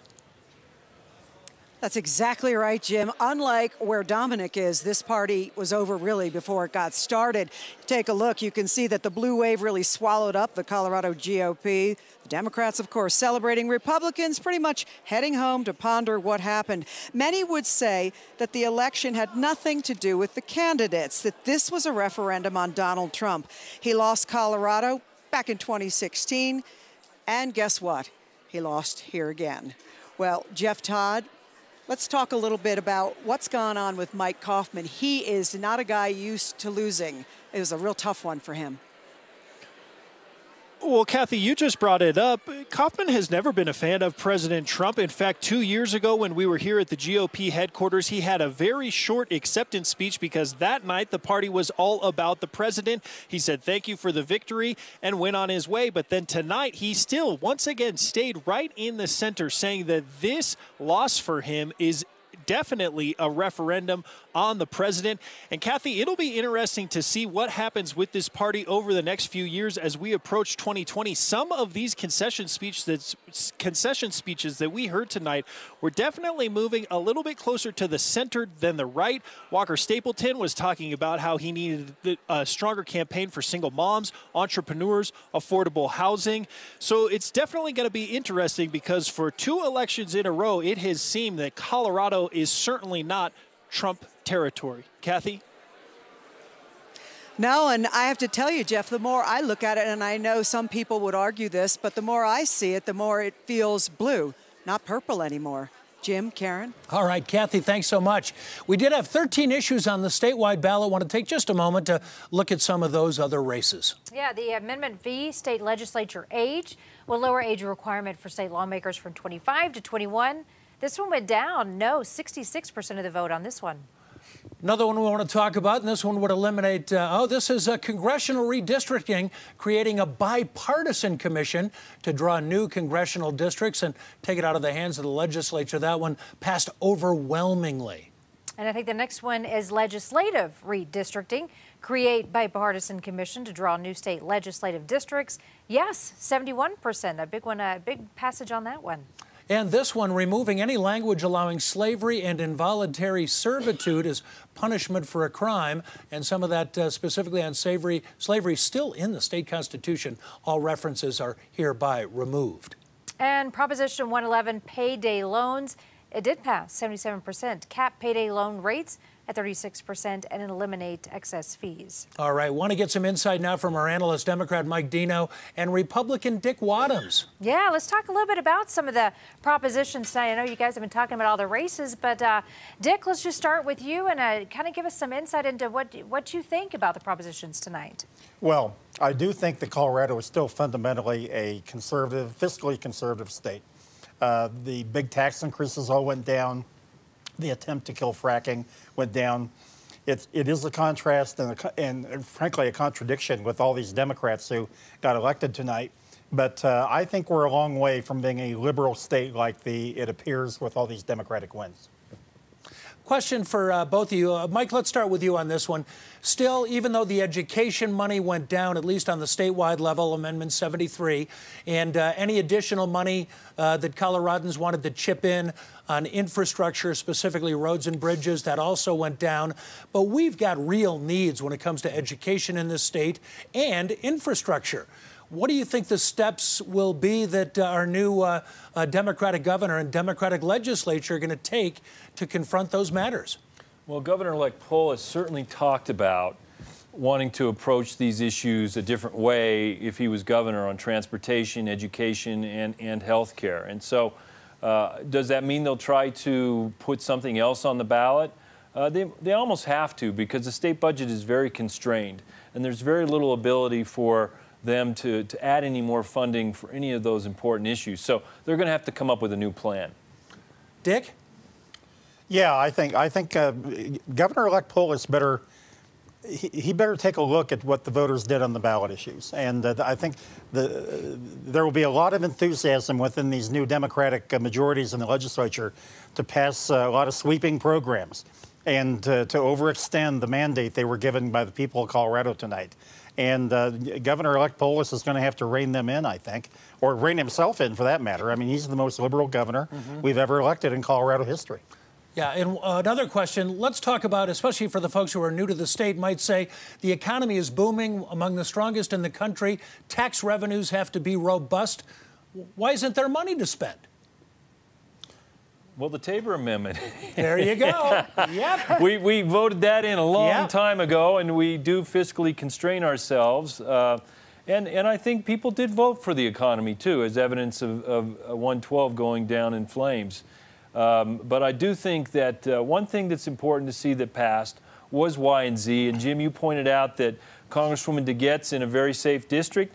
I think everybody who's in Congress is going to have to run a little harder next time when they redraw the lines, because it's going to be a little more fair and a little more competitive. Dick, quickly? Tabor is it does restrain what this legislature and this new governor can do. And the only option they have is to put these big programs that Polis talked about during the campaign on the ballot in 2020. And his prestige as the governor at that point will be on the ballot. His name might not be on the ballot, but his program will. That's the only way he can get his agenda passed. A lot on the line for all of us going forward. Thanks, man. All right, we're about to wrap up our CBS 4 coverage here on CP12, but let's take one last look at those three big races for you. Governor Jared Polis, our new governor, 51% of the votes tonight, beating Walker Stapleton. Congressional District 6 will also have new representation in Washington. The incumbent Mike Kaufman, looking for, I believe, a sixth term, defeated by upstart Democrat Jason Crow. And one more, I believe, Proposition 112 goes down. 58% say no to this one. CP12's coverage of election night continues right here on Channel 12. Here at CBS 4, we're going to take a few minutes, get ready for our CBS 4 newscast at 10. We'll see you on Channel 4 in about 15 minutes.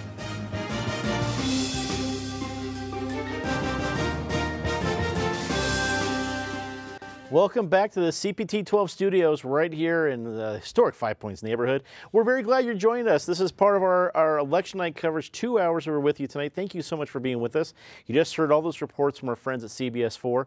We're still with the All-Stars from Colorado Inside Out, Patty Calhoun, David Kopel, Eric Sonderman, and Natasha Gardner to break down what we've seen. I mean, a lot of these results we found out as soon as we sat down and turned the cameras at 8 o'clock. Let's take a look at the propositions and the amendments, all those ballot issues that created such a long ballot. Natasha, I want to start with you. What's your key takeaway of something where we saw an awful lot of no to go with that long list of propositions? I think the most resounding no is on the transportation measures. I think there were plenty of people who before tonight might have thought that both of them could pass, and then what would we do with these riches and better roads? Certainly would get to work sooner, probably tomorrow. But what's interesting is that it doesn't look like either of them are going to happen. I think what we're going to hear in the next few weeks and months as we digest on what actually happened with this election is why the state was so strong against some of these. But meanwhile, Denver seems to be more than willing to open our wallets and pay for a variety of taxes. It looks like the parks tax might pass. It looks like the healthy foods tax might pass as well. I mean, there's a lot of things that Denverites are going to be paying for when they go to the store. That is absolutely no exaggeration. I mean, if they all pass, and one of them still in doubt, but if all four pass, that's 1.8 increase % on the sales tax in Denver. That's nothing to sneeze at. Eric, what stood out to you? I mean, transportation, the Natasha brings up a good point. The one I thought universal point in Colorado was we all hate our roads. We all want something to be done about our roads, whether it be in Meeker or Morrison. But both of them go down in flames. What are your thoughts? I think Natasha hit it. I don't disagree with anything she said. I think the two, 109 and 110, the two transportation measures, were sort of mutually assured destruction. 109 beat 110, and then 110 beat 109, and they both went down in flames. This will be front and center of Governor Polis's challenge and of the challenge of the new state legislature. I guess I was impressed by a couple things with the ballot issues. One is they weren't really even close. I mean, the fracking setbacks, didn't go down as big as the transportation one went down, but it was obvious early in the evening. The school tax hike, which not only had to get to 50% this time, had to get to 55%. It came in the last I looked, in the low 40s. That is not one. I mean, they keep putting this on the ballot every 4 or 6 years. They're going to have to find a different way of doing that, or reach some compromises, or do something that says we're not just going to spend more money for the same product, we're going to spend more money for a different, improved product. It is real easy, Dominic, to get ballot measures in Colorado to the starting line. It's a relatively low bar. It's hard to get them across the finish line. The benefit of the doubt goes to the no side, and this was a vote no electorate.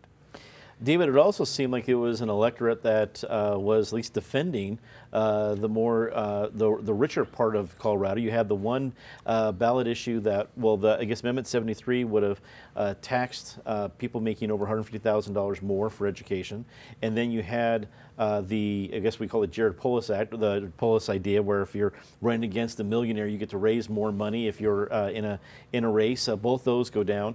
What are some of the headlines for you amongst the ballot issues and the results?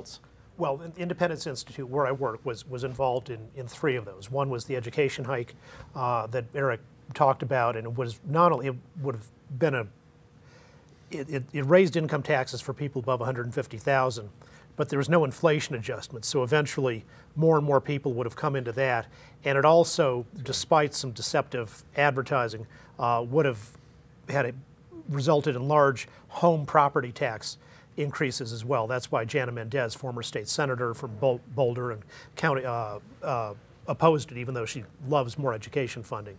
I think at the Independence Institute on the transportation tax increase, 110, which we strongly opposed, a key reason, as Eric said, in this mutual assured destruction for why we put 109 on the ballot. And boy, we didn't think it was easy.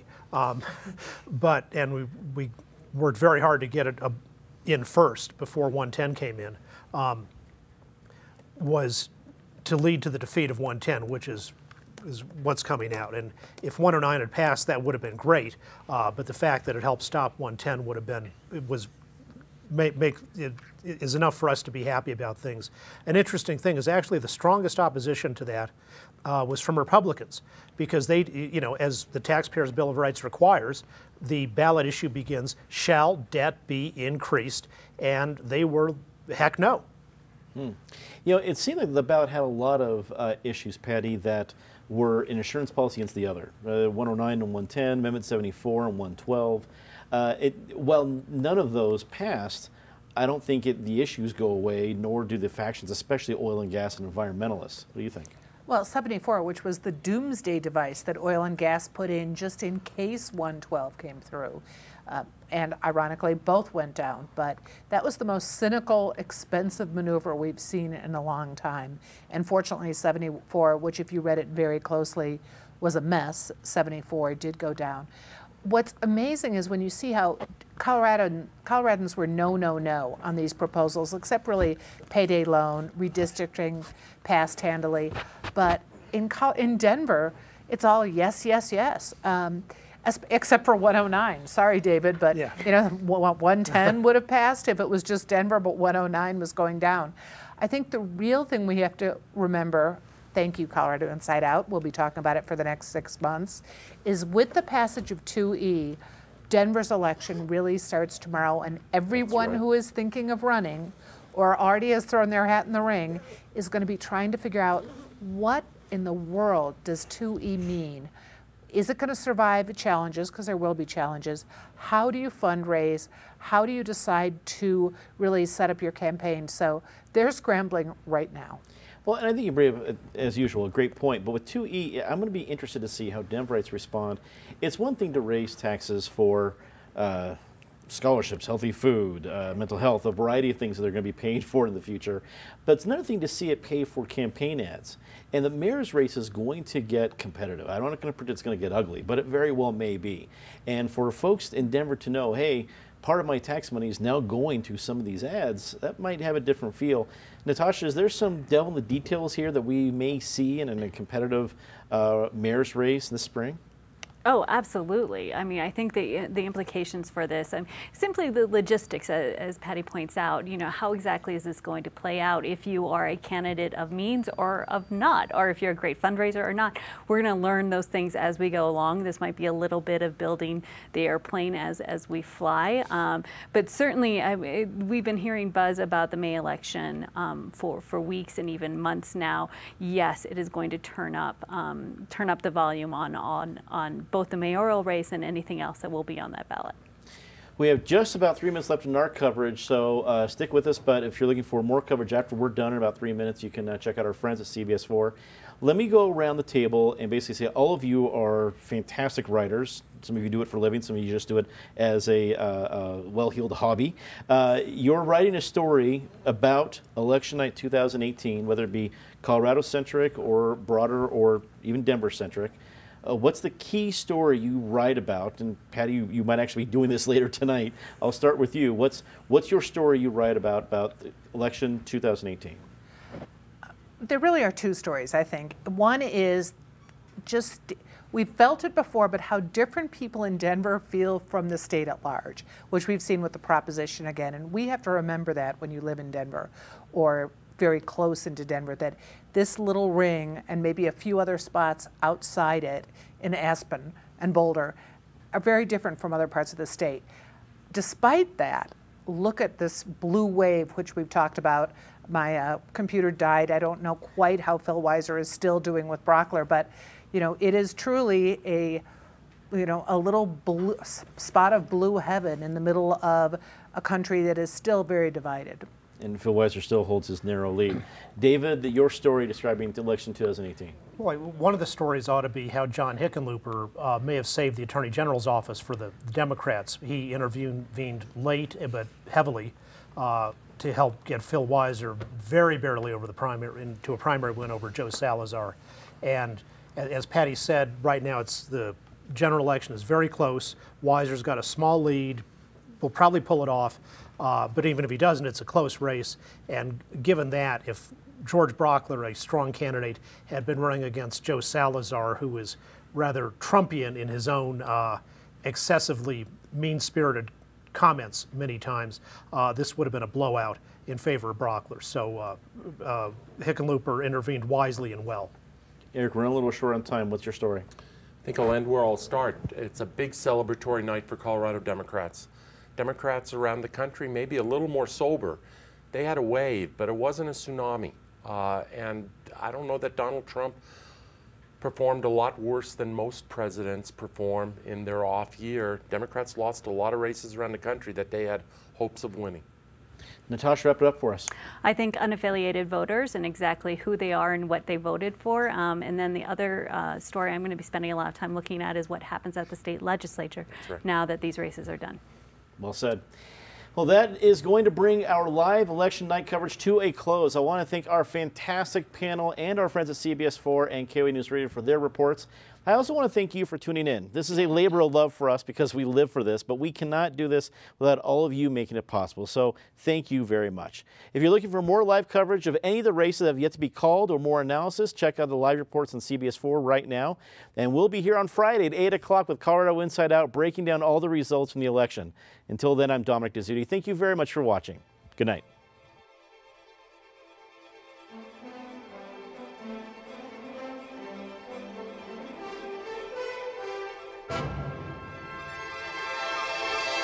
Thank you.